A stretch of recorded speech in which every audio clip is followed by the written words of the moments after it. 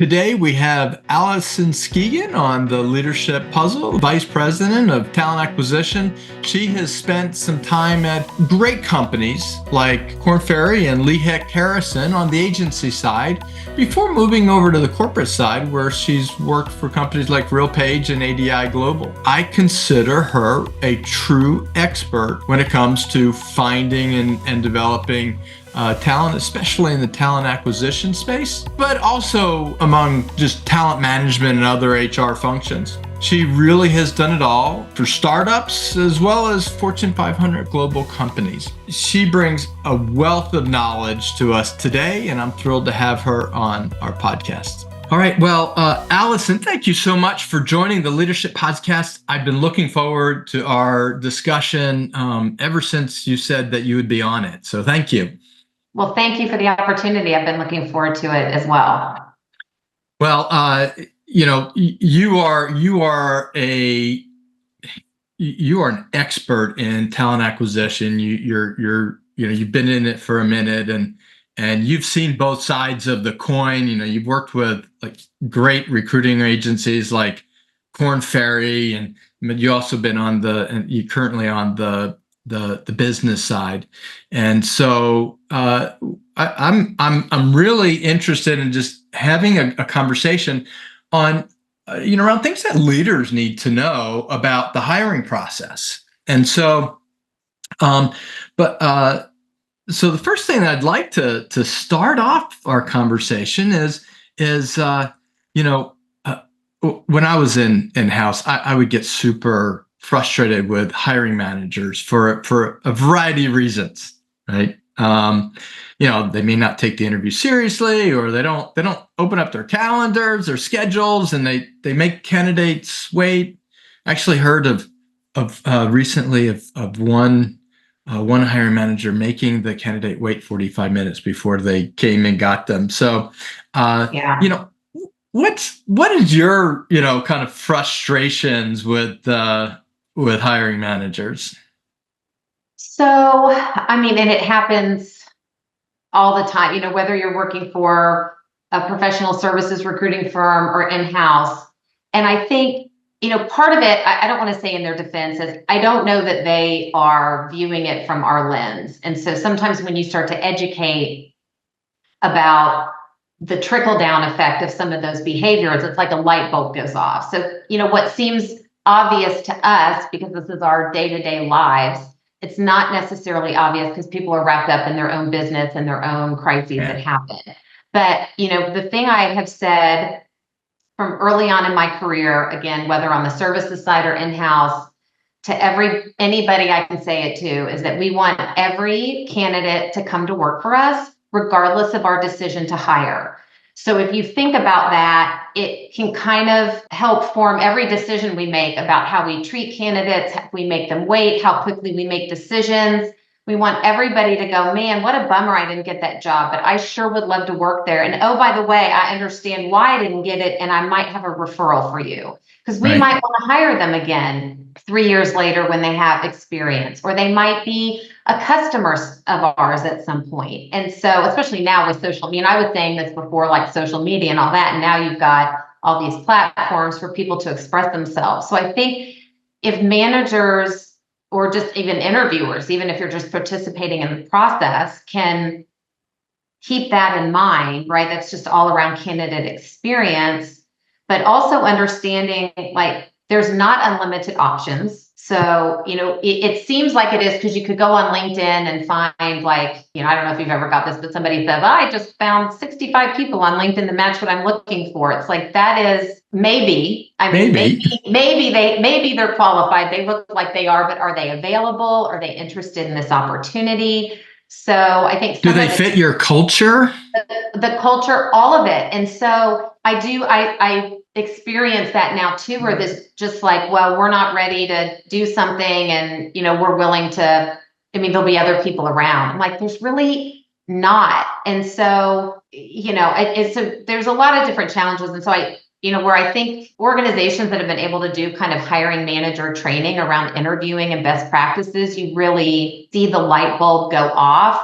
I mean, just even managers making assumptions based on a piece of paper. Like, well, I'm assuming if they live here, they're not going to want to drive to the office. So let's find someone that lives closer. You're like, we can't be that picky. And so when I have opportunities to meet with managers, I'm really like, how can we figure out how to make good people work? And instead of trying to figure out why all these candidates aren't going to be a fit, can we start to figure out how they maybe could fit? And that doesn't mean everybody will, and it doesn't mean hire the wrong person, but just a more inclusive mindset around it instead of you don't have every single thing, or I don't think you live close enough. So now we're just taking them out of the process without giving them a chance. So, I mean, those are, tend to be some of the main kind of frustrations, but also ways of talking to managers to kind of get them to see things from a different perspective, because this isn't the world they live in. As badly as they need to hire somebody, they're just not thinking of it that way. Yeah, you said something, the assumptions that managers make, and it drives me crazy sometimes because it's their assumptions are based on their own experience or what they would do, versus what the other person, who's looking at this role. Right. And I do think that's where the role of a recruiter, if they are positioned and, I say act as really a talent advisor, comes into play. Because, for me, I mean, I just need to is there enough on this resume that makes me want to have a conversation with the person? I don't think hiring managers look at it. They are just looking for all 10 things. But for me, and I think for a lot of recruiters, it's like, is there something interesting enough? And by the way, recruiters sometimes tend to make assumptions too before they pick up the phone. But what am I going to gain from that conversation? And when I send that resume over, have I been proactive in addressing what some potential concerns could be, or talking through their job changes or willingness to commute, or maybe some skills that they don't have, but there are other things that they bring to the table. And so I do think that's where the role of talent acquisition can really make a difference and an impact in our ability to advise on this candidate or what we're seeing in the market. So this isn't the only candidate that doesn't have these two skills that you want. We can't find anybody. This is the best one. So it's really, I mean, again, recruiters make those assumptions too. So it's kind of in our strive for perfection sometimes, finding the perfect candidate, and it's not great either.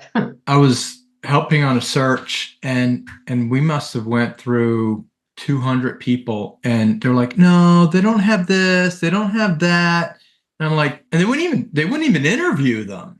And I'm like, we've talked to these candidates. They're what you're looking for, but the resume didn't look good. And I'm like, okay, well, you need to trust us versus what some accountant might have, done in a resume. Right. Well, and I say all the time, most people's resumes are terrible. People don't know how to really write a resume. It's not even people in recruiting don't necessarily know how to write it. They're the worst. Unless some people have been through outplacement, or you get different skills, or when you get into HR and recruiting, you kind of know what you want to see. But most people's resumes are not great. And so again, that's the role of, this function, is to say, here's all the things that you don't see, or here's how we've expanded on some of the things that you do see. But it's hard. Some people just dig their feet in and they're just not willing to have the conversation. And then, then that's kind of a decision point. Like, are we going to keep going, or are we going to maybe take a pause? Yeah. Yeah. So, I mean, that's for leaders, the leaders that are listening, it's really good to recognize resume doesn't always tell everything that you get. You can't get everything on a piece of paper that you can get in a conversation. And so your talent acquisition professional, whether in-house or agency, it is doing that screening job for you. And don't make assumptions about what someone else is really looking for, because you may not make that choice, but they may be in a different scenario and a different mindset. Right. The filling of a role, it is a partnership between the leadership of the department, maybe the hiring manager, the recruiter. And so if the leader or hiring manager, for the ones listening, if there's certain things that you're really looking for, like what are questions we can ask in advance? What are some things you would like to see when we present the candidate to you specifically, so that we don't also keep spinning our wheels? Because the other piece of it is that if we're not getting good information on the front end in like a proper intake or kickoff call, whatever you want to call it, even if we filled the role before, because something could have changed, or if someone turned over, maybe they were missing a skill that we need. But it's a partnership, and recruiting can't be the recruiter can't be the only person responsible for successfully filling the role. For sure. So the leaders really need to provide a lot of detail and what's going on in their org, and even talking a little bit about the strengths and maybe gaps on their team, so that when we find people that maybe, like you said, there was a gap here, this person happens to have it, maybe they don't have something else you're looking for. I mean, it's rarely the right puzzle piece in the right space when you're hiring somebody. We usually are not, it's not exactly as we defined the role up front. Yeah, I think if we were to listen to every single hiring manager, they're looking for that unicorn, and they're hard to find. Now, it's hard, yeah. Now, are you seeing just fewer and fewer good candidates on the market, or because there's talk about there's just not enough employees to go around, or candidates to go around. What's your experience on that so far? I think it depends on certain roles and certain functions. It becomes more challenging, and some of it is companies have to be really nimble and willing to adjust to the current work environment. And I think that's a part of it too. So it isn't just there aren't as many people, but maybe the people that there are, is there hybrid? What is, from a compensation perspective, I've, worked in organizations where that's a challenge. And like times change, and we have to be willing to, really take a look at what is our compensation philosophy. And so I feel like that's always the case a little bit. I mean, certainly coming out of COVID was kind of the craziest I've ever seen around just fighting for talent. But I feel like there's always a little bit of that. And that's where companies have to get creative too, of like, you could build, buy, or borrow talent. So is it a role that you could possibly do training for, train up your own? Or buy them? Like, are you willing to pay are you willing to pay whatever it takes to get this niche skill set? Or borrow, like, do we need someone temporarily to fill a gap? There's lots of ways to go about it, but I also think companies really need to be taking like everything into account, not just the skills you're looking for, but the culture, the environment you're offering. How is your company portrayed on your website? What do your job descriptions look like? I feel like candidates do so much research before they ever return our call or the LinkedIn in-mail. And so all of those things make an impression on people. So it's competitive, some areas more than others, but I don't think it's insurmountable right now. I think it's oftentimes companies not willing to maybe be as flexible as they could be to get great talent in the organization. Well, speaking of great talent or top talent,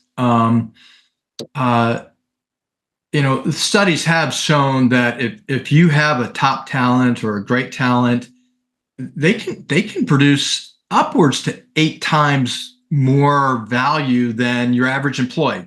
I'm surprised by that number, but it's consistent, somewhere between 2 to 8 times more value, which would lead a hiring manager or manager to go, okay, well, if I need to hire someone, I should be looking for that top talent. In your experience, are managers patient enough to actually wait for that top talent, or are they just like, no, just get me someone that is going to fit the need for today, I'll worry about tomorrow. I mean, sometimes it's a mix of both, but I think at the beginning, it's like, okay, so what makes someone great talent for this role, right? So somebody could be the best report builder and data analytics person, reporting person, like from a skill set, like the ability to just, I don't know, I'm not a data person, but whatever somebody would have to be able to do all that, right?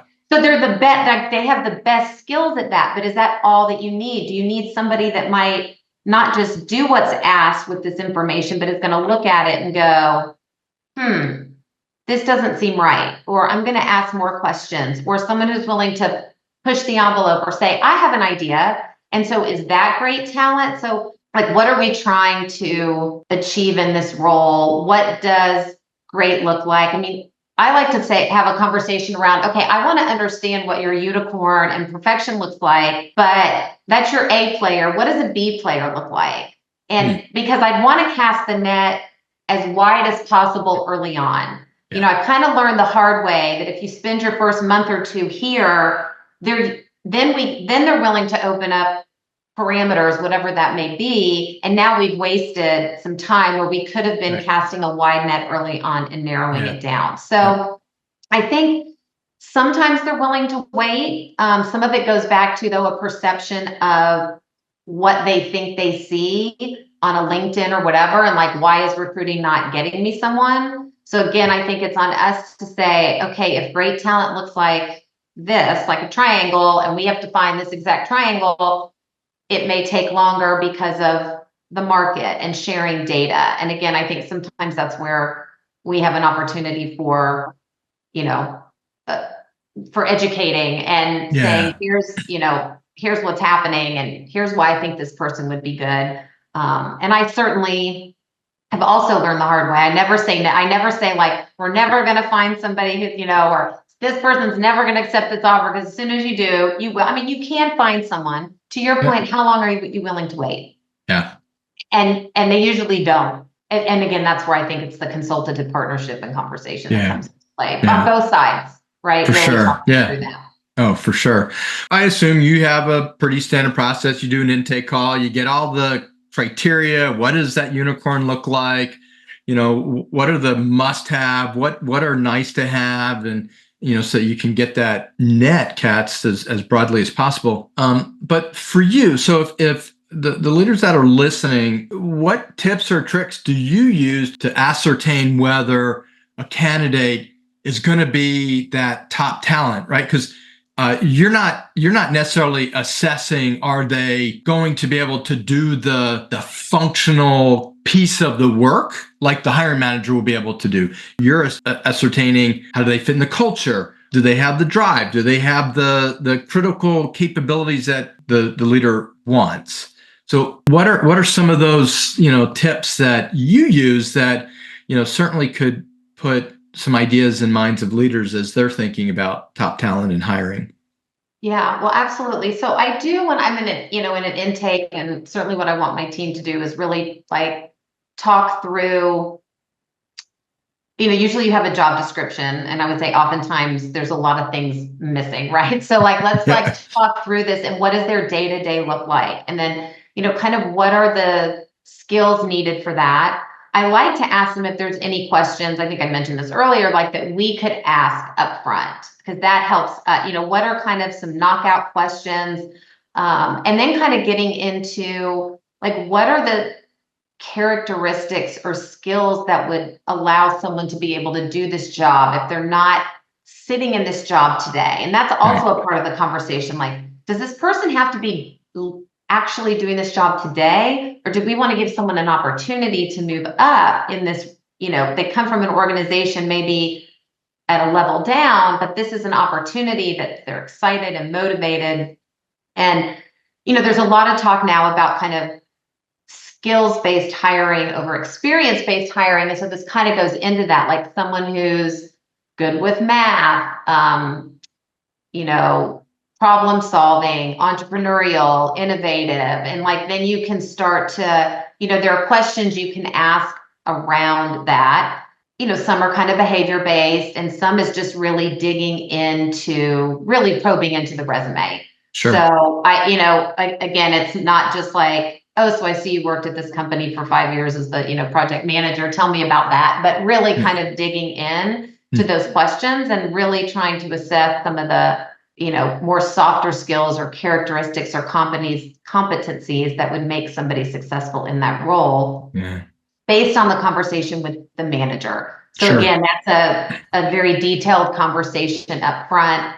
And also, it's important for me to kind of really understand the dynamics of the team and how does this role fit in, and what's their leadership style and their management style. And so we can ask questions to just see if the candidate, if this is the right culture and environment for them based on what they're looking for. Because I do think the recruiter, you're really putting yourself, you have to put yourself in the shoes of both parties at the same time. Like, is this this candidate might be great for this job, but is this the right opportunity for this person? Right.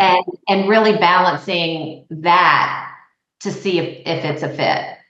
Yeah. You bring up an interesting point that, leaders should be thinking about the team and if you're going to be hiring a new role, there's a certain role that they have to play. There's jobs that have to be done, but are there other gaps in the broader team that if you had this extra piece of capability, could that make your team even better? Right. Or where do you see the team 1 year, 3 years, 5 years from now? Because then do we maybe need to be hiring a little bit for now, but a little bit for, 5 years from now? And maybe we're hiring, it's the same job as Sue Smith has sitting next to this person, but we really need a Sue Smith that's got more leadership potential. And because we're like a year from now, we're going to be building a team and we want to promote from within. And we know that Sue isn't it. And so let's hire like a Sue Smith plus and bring that, even though I don't need them to be a leader now, they might have the capability, we think they have the strengths and the characteristics to be a leader a year from now. And again, those are very different intake calls than just like roles and responsibilities. And is this the job description? And it takes, again, both parties to really invest in that time and also calibration, right? So you start looking at people's profiles, you have a few conversations, like you're not sure if this is the right candidate. I feel like that early on reviewing, asking questions is really important, because I do think sometimes it's hard for managers to maybe define it as well as they would like to, just sort of off the cuff. But then they start seeing a profile and they go, oh, wow, I really like that experience. I didn't think about that. And so then we can kind of weave that in, or, you know what, I know I said I wanted this, but the more I think about it, I don't know if this experience is as important as maybe some other things. And it's a little, I find it's easier for them to do sometimes when they're looking at actual people and trying to think about experiences. So I think that calibration piece at the beginning of trying to fill a role is very important. Yeah, sure. That succession planning is critical. If the mindset is we're going to get top talent that will, that will really grow with the business, they should be looking beyond just the role itself. It's interesting. There was a role that I was recruiting for, and when they initiated the search, they're like, oh yeah, we need top talent. They need to be stepping into the manager's spot like 6 months to a year. And I'm like, okay, great, I can do that. And presented some great candidates, and they're like 2 months into it, they're like, well, what we really need is this really tactical kind of person. And if they have a little strategic, it's okay. It's like, okay, I just had to do a new search. Thanks, folks. Right. I know. It's hard. I mean, we're dealing with people. So it's, that's what makes it so great. And I think you kind of, obviously you and I have had a long career in it. So you like kind of fall in love with it. And I always say the things that I love about it, which is like, whether it's learning new industries or new jobs and what companies do and meeting new people, it's the same thing that makes you want to like rip your hair out. Like you're dealing with people and they don't show up and they don't take jobs and they change their minds and all that. But It's still super Oh, fun.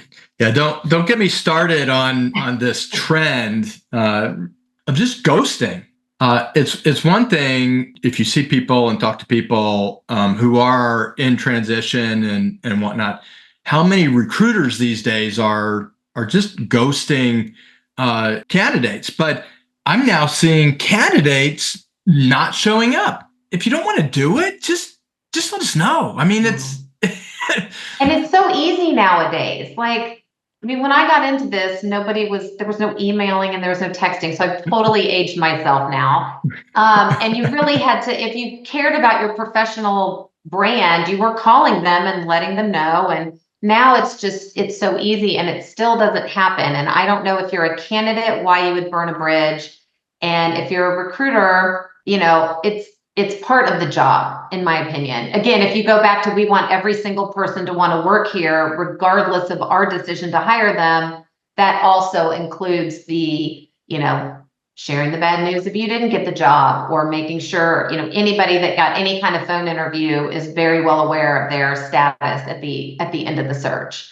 oh yeah. And it happens a lot. I mean, it happens a lot. And I just don't get it because it's an email. It takes 2 minutes. You could have a standard template if you wanted. I mean, I prefer something a little more personal if someone has taken the time to interview, but Yeah. I do think there's a little bit in general of this mentality of like, there's always more out there.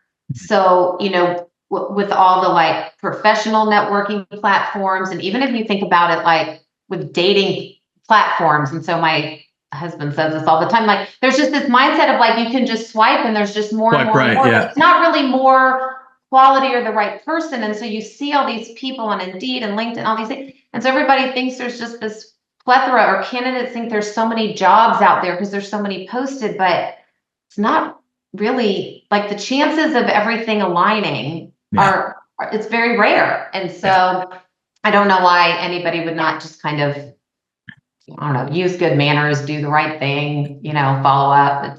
But it's very common.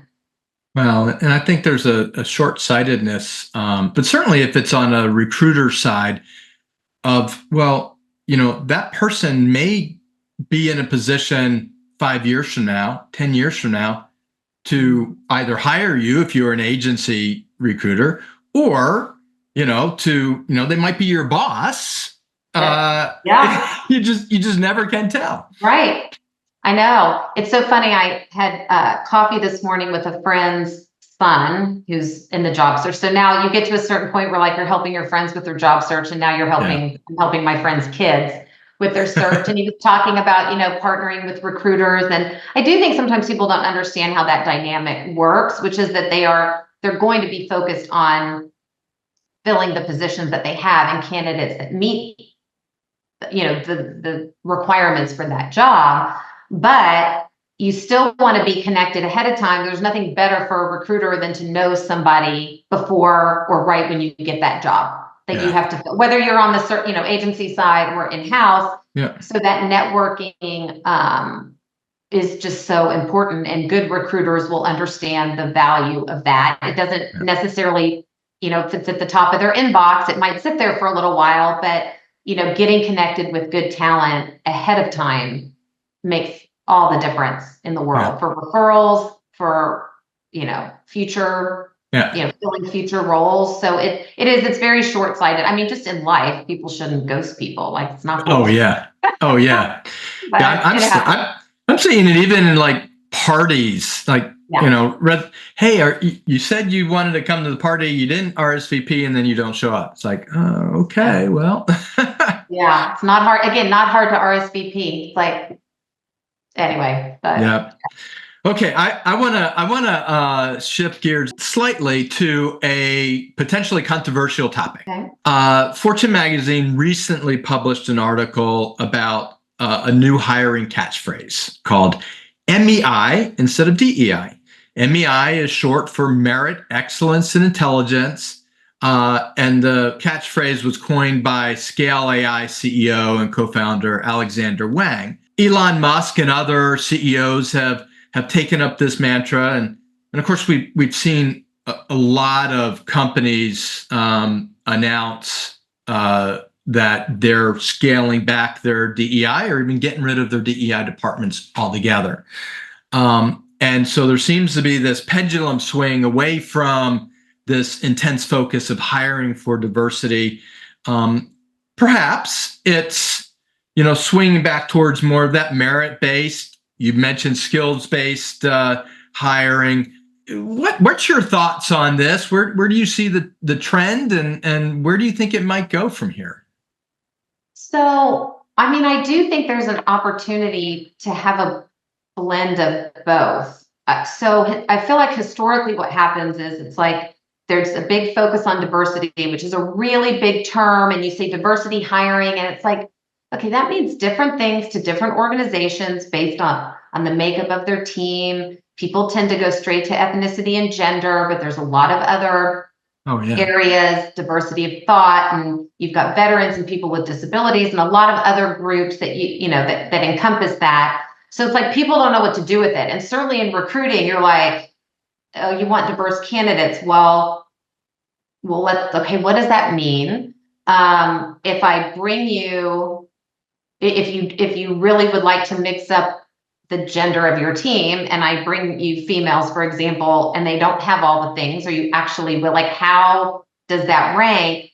But it's just a very broad term, right? So then people don't know what to do with it, and then you do nothing with it. And so to me, if you can kind of blend it both. I think you always want the most qualified person for the job. Exactly. But as we were talking, what does that mean? Is the most qualified person someone that has X number of skills, but also brings a different way of thinking or different experiences? And so, if we think about the best qualified, they're not mutually exclusive. It doesn't have to exclude diverse hiring, but it starts with, are we casting a wide net from the get-go? So what are, for all roles, and if we're doing that, particularly, I hate to say the lower levels of the organization, but I'm saying that, so if you want to promote from within, then you eventually get, if you have diversity when you first bring people in and you're promoting them, then you have that different way of thinking and diversity of thought in your leadership organization over time. So I think,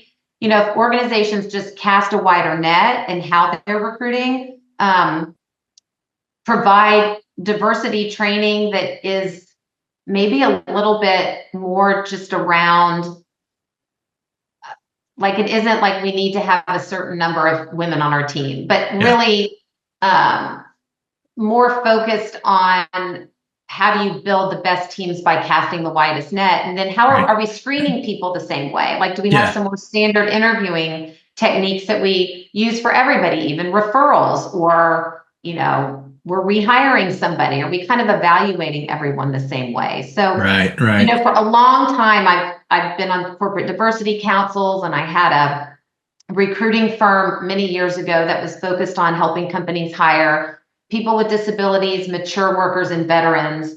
The disability thread kind of went through the mature worker and veterans. And so that was kind of the niche, and making workplaces accessible. And it all kind of was woven into diversity, right? If you're trying to create more diverse workforce. And so I've thought about this for years, and I just feel like it always goes one way or the other. And people talk about, it's like such a big term, and then you can't, can we break it down into bite-sized things? What groups, what managers, is the recruiting team, like I said, casting a wide enough net that by the way we conduct our hiring practices, we are going to have a diverse workforce, instead of it being well, in order to have diversity, we're not getting a qualified candidate. If we get a qualified candidate, we're not getting diversity. It's, I don't think they need to be mutually exclusive. Yeah. No, I agree with that. I think there was certainly a trend for the last, call it 5 years, maybe longer, actually a little bit longer than that, where it's like, okay, bring me any kind of candidate, just not older white male. Right. And I fit that profile, and having gone through my fair share of interviews and whatnot, there was definitely that trend. And so that's not to say that it's not the right thing for an organization to get a broader perspective from you want to get a diversity of thought. You want to get a diversity of background. You want to get a diversity of experiences because that will make your team better. More innovation.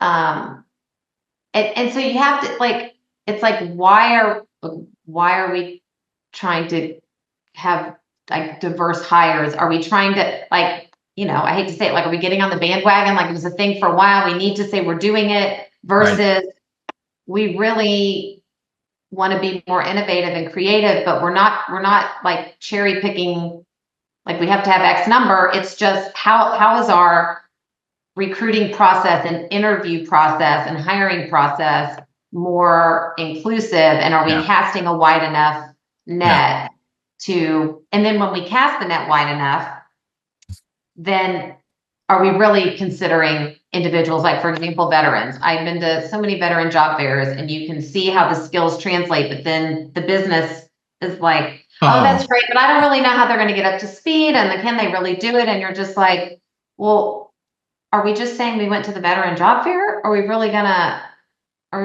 do this? And so it just gets complicated. And instead of being like, oh, diversity, we're going to do this big thing, diversity, it's almost easier if you're just like, okay, let's just think about how we hire in general. And in pockets, we're going to get that diversity by the natural way that we're conducting business and hiring people.